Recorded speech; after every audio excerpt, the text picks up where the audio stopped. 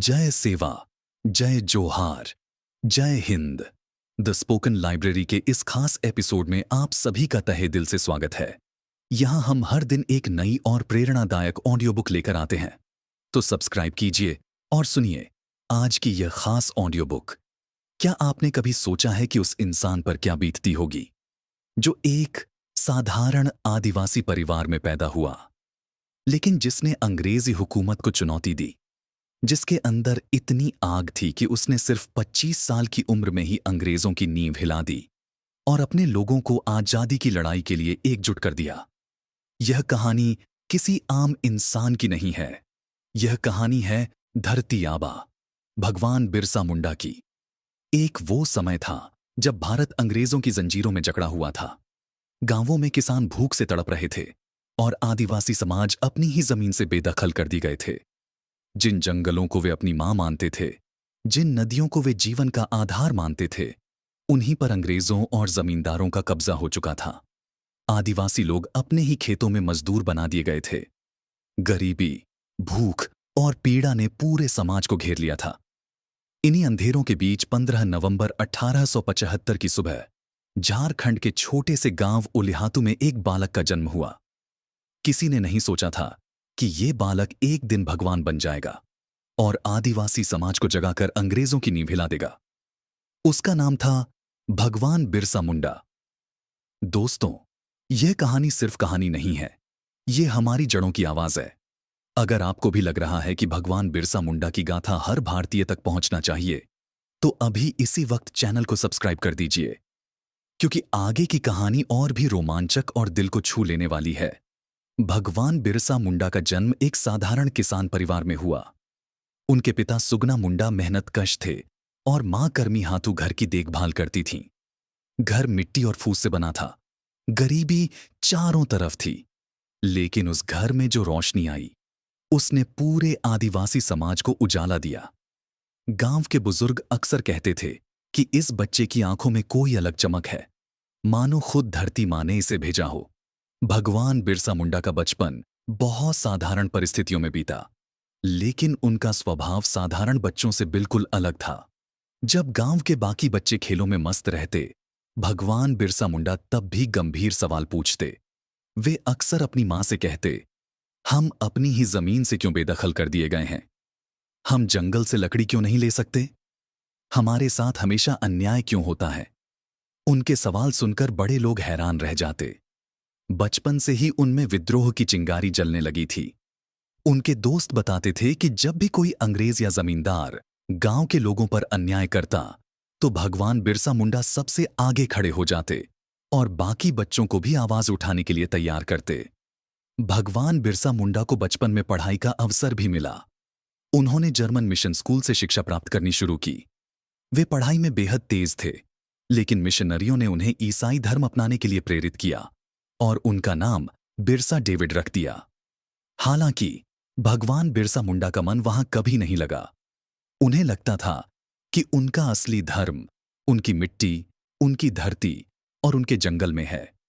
उन्होंने कुछ समय बाद यह धर्म परिवर्तन ठुकरा दिया और कहा, मेरा भगवान तो यही धरती है, यही जंगल है। मैं अपने लोगों को छोड़कर किसी और भगवान की पूजा कैसे कर सकता हूं? यह वही क्षण था जब लोग उन्हें धरती आबा कहने लगे, यानी धरती पिता। जैसे जैसे भगवान बिरसा मुंडा बड़े होते गए, उनका व्यक्तित्व और निखरता गया। वे बचपन से ही अध्यात्म की ओर झुकाव रखते थे। अक्सर घंटों जंगल में ध्यान करते, पेड़ों से बातें करते और नदियों की आवाज सुनते। उनका मानना था कि प्रकृति ही सच्चा मंदिर है और धरती ही सच्ची मां। गांव के बुजुर्ग कहते थे कि भगवान बिरसा मुंडा जब बोलते हैं तो उनकी आवाज में ऐसा तेज होता है जैसे कोई साधु बोल रहा हो। लोग उनकी बातें सुनकर मंत्र मुग्ध हो जाते। लेकिन उधर अंग्रेजों का अत्याचार बढ़ता ही जा रहा था। गांवों में किसानों से जमीन छीनी जा रही थी, आदिवासी औरतों का शोषण हो रहा था और मेहनतकश लोगों को अपने ही खेतों में मजदूरी करनी पड़ रही थी। भगवान बिरसा मुंडा यह सब देखकर खौल उठते थे। उनके दिल में आक्रोश भरा हुआ था। वे कहते थे, एक दिन मैं इन अंग्रेजों से हमारी धरती वापस लेकर रहूंगा। उनकी इस आग ने पूरे गांव के युवाओं को भी प्रभावित करना शुरू कर दिया। धीरे धीरे लोग उन्हें नेता मानने लगे। कुछ लोग तो उन्हें बचपन से ही भगवान कहने लगे। भगवान बिरसा मुंडा न केवल विद्रोही सोच रखते थे, बल्कि उनमें गजब का आकर्षण भी था। उनकी बातें सुनकर हर आदमी अपने दिल में एक नई ताकत महसूस करता। वे युवाओं से कहते, हम कमजोर नहीं हैं, हम इस जंगल के शेर हैं, हमें अपनी ताकत पहचाननी होगी। यह सुनकर नौजवानों की भीड़ उनके साथ खड़ी होने लगी। उनके भीतर जो आग जल रही थी, वही आग अब पूरे समाज में फैलने लगी। उनकी यही विशेषता थी कि बचपन से ही वे बाकी बच्चों से अलग नजर आते थे। वे न केवल प्रश्न पूछते थे, बल्कि उत्तर भी खोजते थे। वे लोगों को यह समझाने लगे कि धर्म का मतलब सिर्फ पूजा पाठ नहीं है, बल्कि अन्याय का विरोध करना भी है। उनका मानना था कि धरती मां हमें इसलिए नहीं मिली कि हम गुलाम बनकर जिए, बल्कि इसलिए मिली है कि हम स्वतंत्रता से सांस लें। यही सोच भगवान बिरसा मुंडा को धीरे धीरे एक दिव्य व्यक्तित्व बना रही थी। जैसे जैसे भगवान बिरसा मुंडा बड़े हो रहे थे, उनका आक्रोश और गहराता जा रहा था। गरीबी, भूख, अन्याय और अंग्रेजों का अत्याचार अब उनकी रगों में आग की तरह दौड़ने लगा था। वे गांव के युवाओं के बीच एक नेता की तरह उभरने लगे। जब भी कोई जमींदार गांव की किसी महिला का शोषण करता या किसान से जबरन कर वसूलता, तो भगवान बिरसा मुंडा सबसे आगे खड़े हो जाते। उनकी तेज आंखें और गूंजती हुई आवाज सुनकर बड़े बड़े अत्याचारी भी कांपने लगते। भगवान बिरसा मुंडा अक्सर गांव के चौपाल पर बैठकर युवाओं को इकट्ठा करते और कहते, भाइयों, ये जंगल, ये नदियां, ये धरती हमारी है। हमारे पूर्वजों ने अपने खून से इसे सींचा है। फिर हम क्यों गुलाम बनकर जिए? क्यों अपने ही खेतों में मजदूरी करें? क्यों अपनी ही बहनों को अपमान सहते देखें? अब वक्त आ गया है कि हम उठ खड़े हों। जब तक हम चुप रहेंगे, तब तक ये अंग्रेज और जमींदार हमारी छाती पर राज करेंगे। उनके ये शब्द सुनकर युवाओं के दिलों में बिजली दौड़ जाती। धीरे धीरे गांव गांव से नौजवान उनके साथ जुड़ने लगे। लोग उन्हें अब सिर्फ बिरसा नहीं, बल्कि भगवान बिरसा मुंडा कहकर पुकारने लगे। भगवान बिरसा मुंडा ने अपने अनुयायियों को समझाया कि असली ताकत एकता में है। उन्होंने कहा, अगर हम बिखरे रहेंगे तो हमें आसानी से कुचला जाएगा, लेकिन अगर हम एकजुट हो जाएंगे तो अंग्रेज हमारी तरफ देखने से पहले 100 बार सोचेंगे। इस विचार ने आदिवासी समाज में एक नई चेतना भर दी। वे अपने लोगों को जंगलों में बुलाकर गुप्त सभाएं करते। वहां वे युवाओं को हथियार चलाना, धनुष बाण साधना और युद्ध कला सिखाते। भगवान बिरसा मुंडा ने एक नारा दिया, अबुआ दिशुम, अबुआ राज, यानी अपना देश, अपना राज। ये नारा जंगलों में गूंज उठा। ये केवल एक नारा नहीं था, बल्कि पूरे आदिवासी समाज के लिए स्वतंत्रता की पुकार बन गया। हर ओर से आवाज आने लगी, धरती आबा हमें बुला रहे हैं, अब हमें उठना होगा। उनका विद्रोह सिर्फ अंग्रेजों के खिलाफ नहीं था, बल्कि उन जमींदारों और महाजनों के खिलाफ भी था जो गरीब आदिवासियों का शोषण करते थे। भगवान बिरसा मुंडा ने साफ कहा, हम किसी का गुलाम नहीं बनेंगे। यह धरती हमारी मां है, इसे हम किसी को नहीं देंगे। धीरे धीरे भगवान बिरसा मुंडा का आंदोलन एक क्रांति का रूप लेने लगा। लोग उन्हें भगवान की तरह पूजने लगे। कहते हैं कि जब वे जंगल में सभा करते तो सैकड़ों की भीड़ इकट्ठा हो जाती। उनकी आवाज गूंजती, भाइयों, अब समय आ गया है। जो अन्याय का विरोध नहीं करता, वो अन्याय को बढ़ावा देता है। हम अन्याय के खिलाफ खड़े होंगे, चाहे इसकी कीमत हमें अपनी जान देकर क्यों न चुकानी पड़े। उनकी यह आग देखकर अंग्रेज भी घबरा गए। उन्हें लगने लगा कि यह साधारण आदमी नहीं है, बल्कि सचमुच धरती आबा है, जो आदिवासियों के दिलों में भगवान की तरह बस चुका है। अंग्रेज अधिकारियों ने बिरसा को पकड़ने की कोशिश की, लेकिन जंगलों में उनकी पकड़ कमजोर थी। बिरसा और उनके साथी बिजली की तरह हमला करते और फिर जंगल की गहराई में गायब हो जाते। भगवान बिरसा मुंडा की यही गुप्त रणनीति थी जिसने अंग्रेजों को परेशान कर दिया। उनके छोटे छोटे दल रात में अचानक हमला करते, जमींदारों के गोदाम जलाते, कर वसूली करने वालों को खदेड़ देते और फिर वापस जंगल में खो जाते। यह तरीका अंग्रेजों की समझ से बाहर था। वे सोच भी नहीं सकते थे कि एक आदिवासी नौजवान इतनी बड़ी चुनौती खड़ी कर सकता है। लेकिन भगवान बिरसा मुंडा सिर्फ युद्ध नहीं सिखाते थे, वे अपने लोगों को आध्यात्मिक शिक्षा भी देते थे। वे कहते, हमारी ताकत हमारे धर्म में है, जंगल हमारी पूजा है, धरती हमारी माँ है और हमारी आत्मा स्वतंत्र है। अगर हम इन पर विश्वास रखें तो कोई ताकत हमें हरा नहीं सकती। उनकी यह बातें लोगों के दिलों को छू जाती। आदिवासी समाज ने उन्हें सचमुच भगवान मान लिया। 19वीं सदी का अंत था। अंग्रेजी हुकूमत पूरे भारत में अपनी जड़ें जमा चुकी थी, लेकिन छोटे नागपुर का इलाका अब भी पूरी तरह उनके काबू में नहीं था। यहां जंगलों और पहाड़ों के बीच एक आवाज गूंज रही थी, अबुआ दिशुम, अबुआ राज, अपना देश, अपना राज। ये आवाज थी भगवान बिरसा मुंडा की, जिन्होंने आदिवासी समाज को संगठित करके अंग्रेजों के खिलाफ एक महान क्रांति छेड़ दी। ये आंदोलन उलगुलान कहलाया, जिसका मतलब था महाविद्रोह। गांव-गांव के लोग हथियार लेकर उनके साथ जुड़ने लगे। कोई धनुष बाण लेकर आया, कोई लाठी भाला, और महिलाएं भी पीछे हटने को तैयार नहीं थीं। वे कहतीं, धरती आबा अगर युद्ध में जाएंगे तो हम उनके लिए भोजन बनाएंगे, घावों पर मरहम लगाएंगे और जरूरत पड़ी तो हथियार भी उठाएंगे। बिरसा ने सबको एक साथ खड़ा किया और घोषणा की कि यह धरती हमारी मां है। अंग्रेजों ने इसे हमसे छीनने की कोशिश की है, अब हम उन्हें दिखाएंगे कि जंगल के बेटे हारना नहीं जानते। बरसात का मौसम था। घने जंगल में पेड़ों की पत्तियों से टपकती बूंदें धरती पर गिर रही थीं। दूर कहीं नगाड़े बज रहे थे और आदिवासी अपने पारंपरिक नृत्य में लीन थे। उसी समय गांव का एक बुजुर्ग बच्चों को चारपाई पर बिठाकर एक कहानी सुना रहा था। उसकी आवाज धीमी थी, लेकिन हर शब्द बच्चों के दिल में उतर रहा था। उसने कहा, बच्चों, आज मैं तुम्हें धरती आबा की कहानी सुनाऊंगा। जानते हो धरती आबा कौन थे? वही भगवान बिरसा मुंडा, जिन्होंने हमारी जमीन, हमारे जंगल, हमारे सम्मान के लिए अपनी जान तक न्यौछावर कर दी। बच्चों की आंखें चमक उठीं। वे उत्सुकता से पास खिसक आए। बुजुर्ग ने एक गहरी सांस ली और कहना शुरू किया, यह कहानी उस समय की है जब हमारे लोग जंगलों में आजाद थे, नाचते गाते थे, अपने गीत गाते थे। लेकिन धीरे धीरे सफेद चमड़ी वाले अंग्रेज और उनके दरबारी हमारे जंगलों में घुस आए। उन्होंने हमारी जमीन छीन ली, हमारे जंगल काट लिए और हमें मजदूर बना दिया।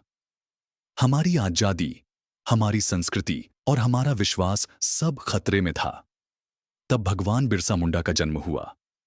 बिरसा का जन्म सुनकर गांव की औरतें कहती थीं, यह बच्चा साधारण नहीं है, इसमें दिव्यता है।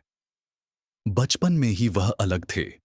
पेड़ों के नीचे ध्यान लगाना, पक्षियों की बोली समझना और अपने से कहती, धरती आबा ने हमें सिखाया है कि अपनी जमीन, अपने जंगल और अपनी आजादी की रक्षा के लिए चाहे कितनी भी बड़ी ताकत क्यों न सामने हो, हमें लड़ना होगा।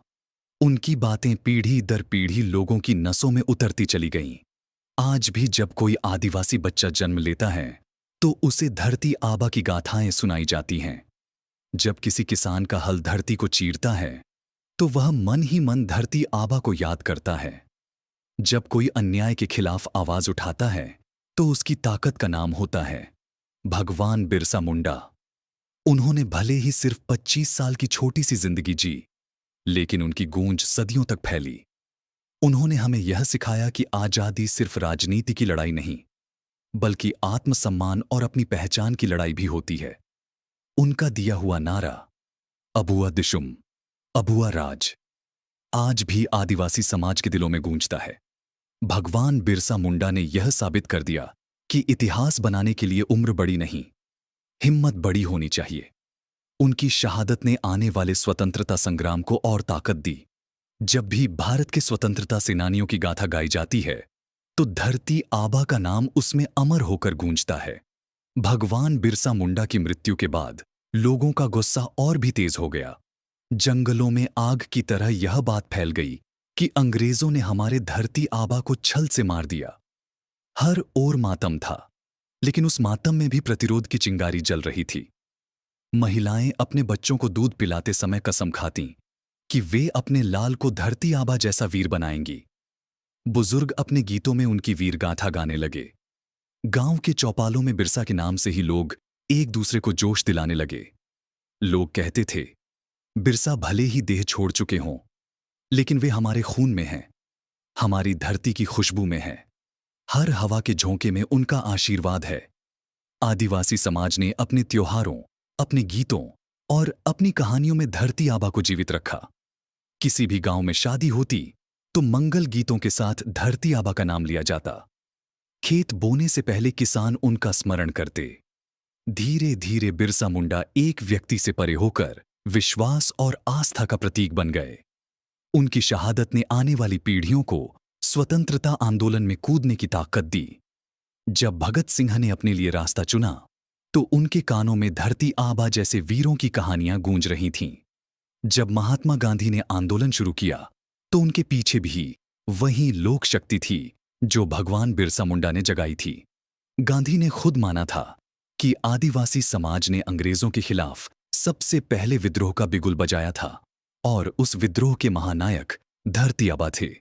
आज भी जब आप रांची या आसपास के इलाकों में जाएंगे तो देखेंगे कि लोग कैसे धरती आबा की पूजा करते हैं। उनकी प्रतिमा के सामने दीपक जलाते हैं, फूल चढ़ाते हैं और आशीर्वाद मांगते हैं। उनके जन्मदिवस पर हजारों लोग इकट्ठे होकर नाचते गाते हैं और कहते हैं, धरती आबा अमर रहें। बच्चे उनसे प्रेरणा लेते हैं और बूढ़े उन्हें अपने सपनों का रक्षक मानते हैं। भगवान बिरसा मुंडा की याद सिर्फ आदिवासी समाज तक सीमित नहीं रही। आज भारत की संसद में भी उनकी तस्वीर लगी है। यह सम्मान बहुत कम लोगों को मिलता है। यह बताता है कि वे सिर्फ एक आदिवासी नायक नहीं थे, बल्कि भारत मां के सच्चे सपूत थे। उनकी गाथा हमें यह याद दिलाती है कि अगर किसी एक इंसान का इरादा मजबूत हो तो वह लाखों दिलों में ज्वाला जला सकता है। उनकी कहानी हमें यह भी सिखाती है कि लड़ाई सिर्फ तलवारों से नहीं होती, बल्कि विचारों और आत्मविश्वास से होती है। भगवान बिरसा मुंडा ने लोगों को बताया कि अगर हम एकजुट हो जाएं, तो सबसे बड़ी ताकत भी हमें नहीं दबा सकती। उनका हर शब्द, हर सपना आज भी जीवित है। आज जब हम आजीजद भारत में सांस लेते हैं, तो कहीं ना कहीं उस आजीजदी की जड़ें जंगलों में भगवान बिरसा मुंडा ने ही बोई थीं। अगर वे न होते, तो शायद आदिवासी समाज सदियों तक दबा ही रहता। उन्होंने अपने लोगों को सिर उठाकर जीना सिखाया और यह भरोसा दिया कि यह धरती हमारी है और कोई इसे हमसे छीन नहीं सकता। मुझे उम्मीद है कि द स्पोकन लाइब्रेरी पर हमारी आज की यह कहानी भगवान बिरसा मुंडा आपको पसंद आई होगी। उनकी यह गाथा, जिसमें बचपन की गरीबी, अंग्रेजों से संघर्ष और आदिवासी समाज को जगाने की तपस्या शामिल है, आपको सोचने पर मजबूर कर गई होगी। एक ऐसे युवा की यात्रा जिसने सिर्फ 25 साल की उम्र में अंग्रेजों को हिला दिया और हमेशा के लिए धरती आबा बन गया। इस पर आपकी क्या राय है? कमेंट्स में हमें जरूर बताइए। हम आपके हर विचार को पढ़ते हैं। अगर आपको हमारी यह कहानी अच्छी लगी तो इसे लाइक करें, शेयर करें और सबसे जरूरी बात, अगर आप भविष्य में भी ऐसी ही अनसुनी और प्रेरणादायक कहानियां सुनना चाहते हैं तो द स्पोकन लाइब्रेरी को सब्सक्राइब करना ना भूलें। आपका एक सब्सक्राइब हमें इन भूले बिसरे नायकों की गाथाएं आप तक पहुंचाने की ताकत देता है।